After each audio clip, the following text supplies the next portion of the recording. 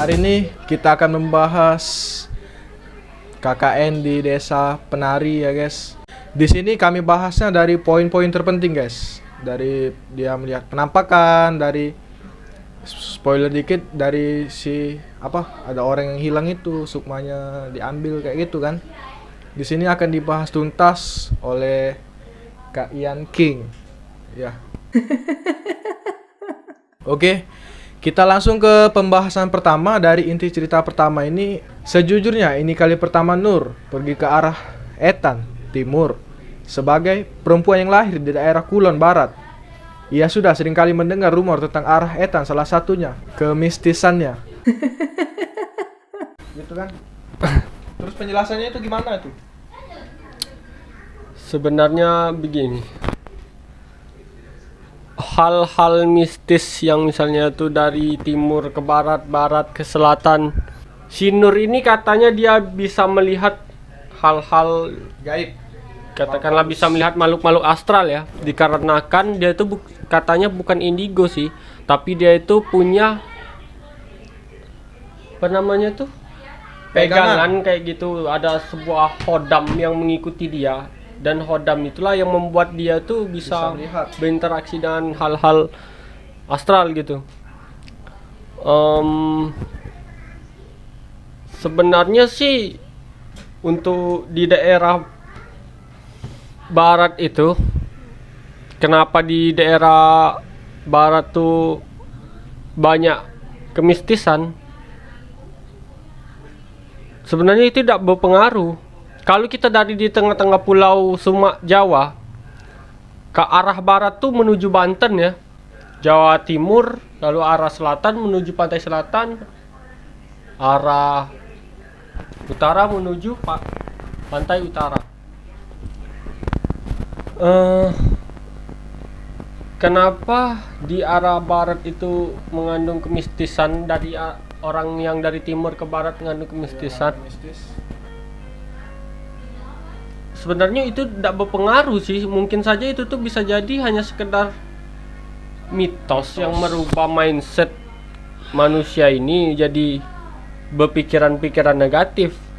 Enggak selamanya orang yang pergi dari timur ke barat bakal mengalami mistis. Orang dari utara ke selatan bakal mengalami mistis misalnya. Tidak semuanya begitu.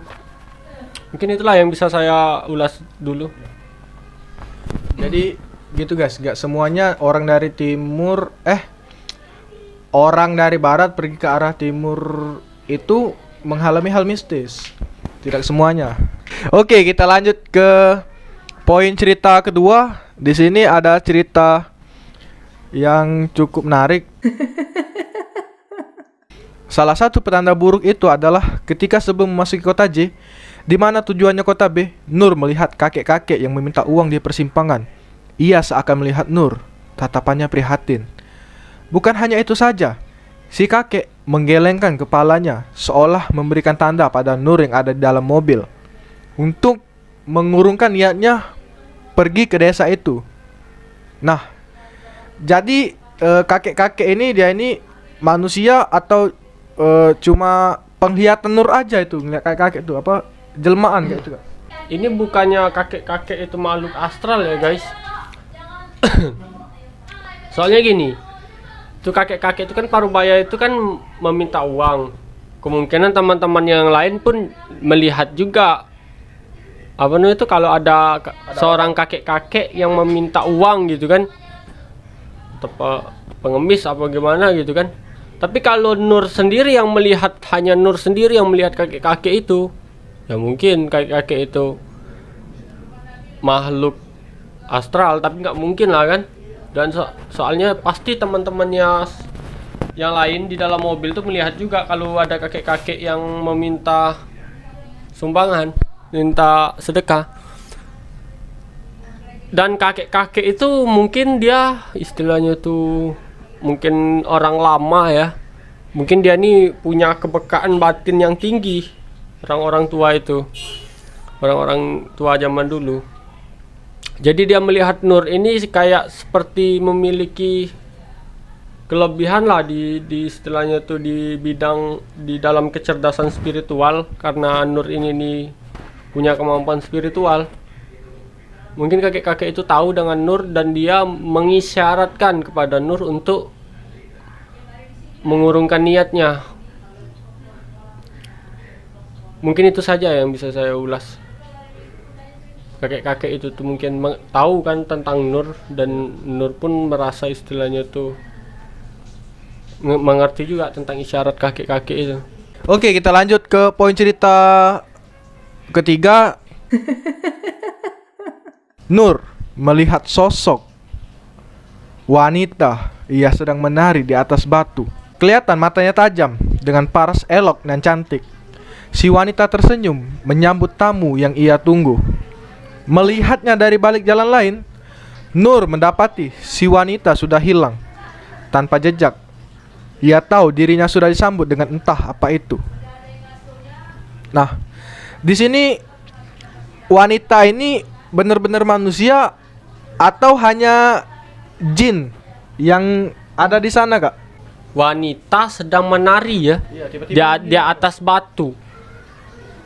Satu orang pula yang menari itu, bukannya beramai. Ya kemungkinan itu ya sesuatu yang nggak lazim lah kan. Wanita itu menari di atas batu sendirian. Ya kemungkinan itu bisa jadi eksistensi dari jin atau makhluk-makhluk astral di situ. Dan si Nur ini mungkin hanya dia sendiri yang bisa melihatnya, karena dia istilahnya tuh punya katakanlah mata batin ya, atau indera keenam. Dan saat si Nur itu melihat, seolah-olah aneh mungkin, dan pas dia menoleh ke tempat lain, pas dia menoleh lagi ke arah wanita itu, nggak ada lagi wanita itu, tiba-tiba menghilang. Kan itu kan nggak lazim istilahnya itu. Di istilah itu di luar kelaziman. Ya bisa jadi itu adalah eksistensi dari makhluk-makhluk astral di situ, atau jin-jin di situ, yang kebetulan hanya Nur sendiri yang bisa melihatnya. Itu yang mungkin yang bisa saya ulas di sini. Dari awal mereka datang aja udah disambut dengan sesosok ini ya, guys.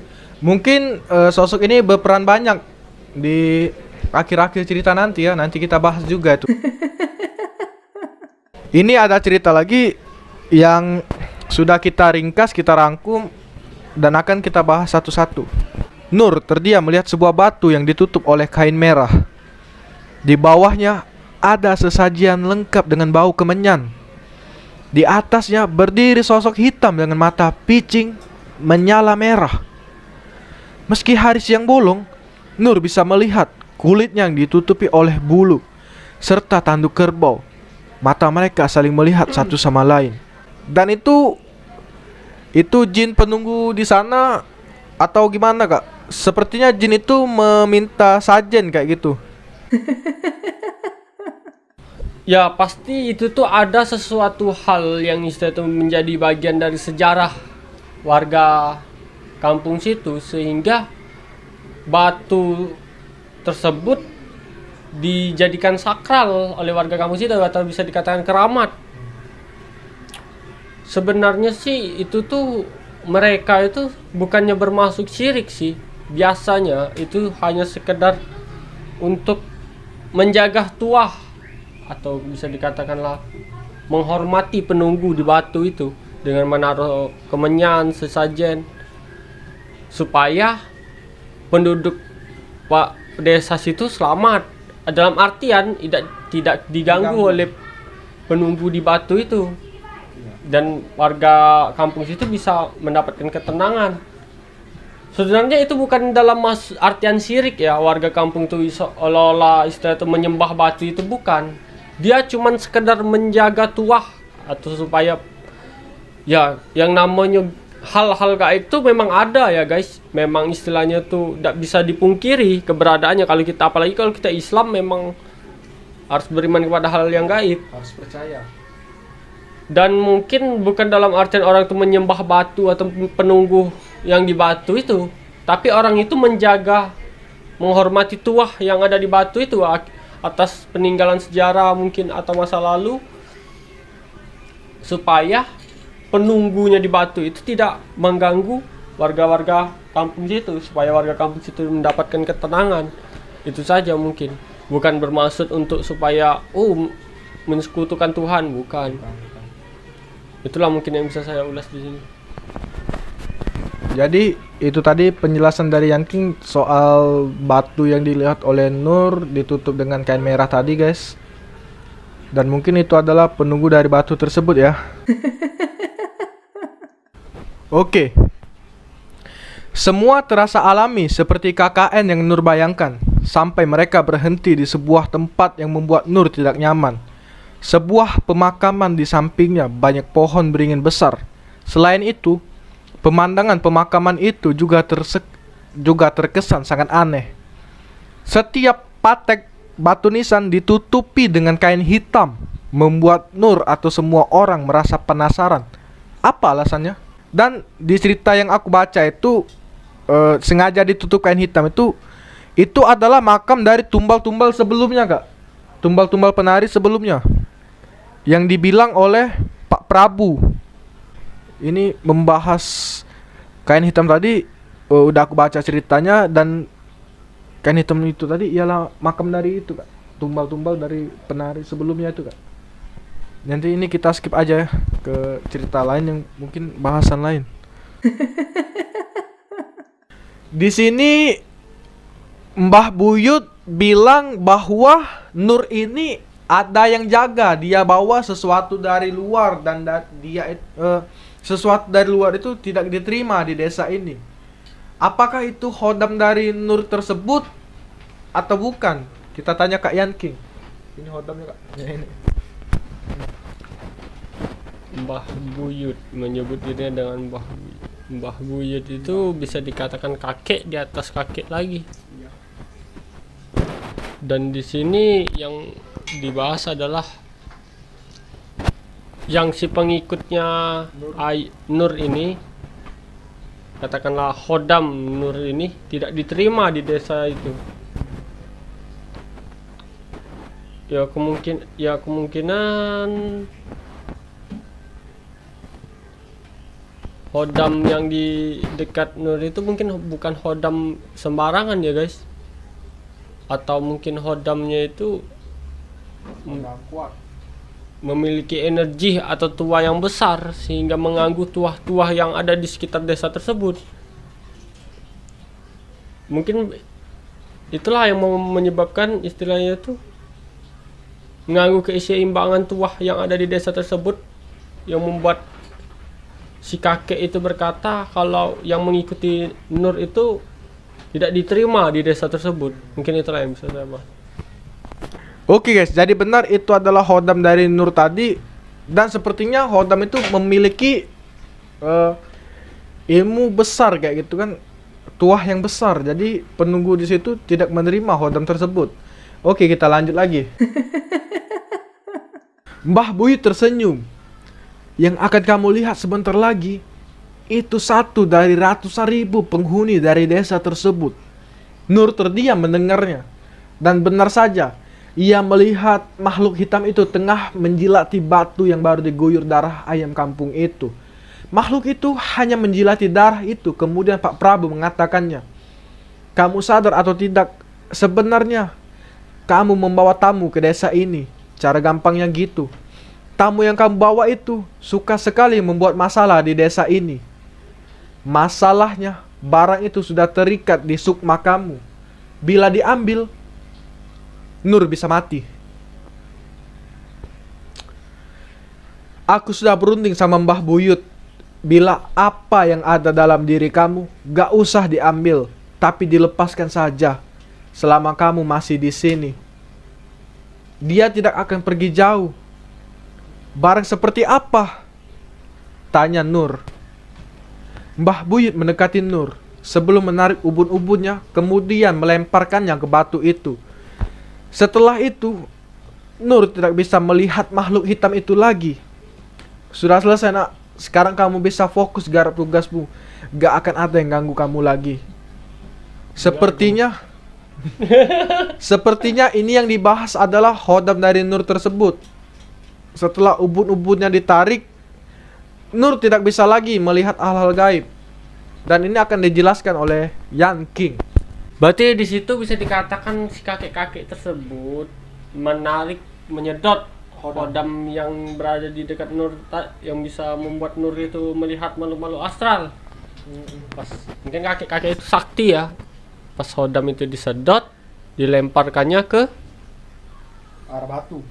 yang hodam yang ada di dekat Nur itu mengganggu konsentrasi Nur untuk menjalani tugas sekolah atau tugas KKN-nya itu. Sehingga kodamnya itu bisa membuat Nur itu memiliki indera keenam.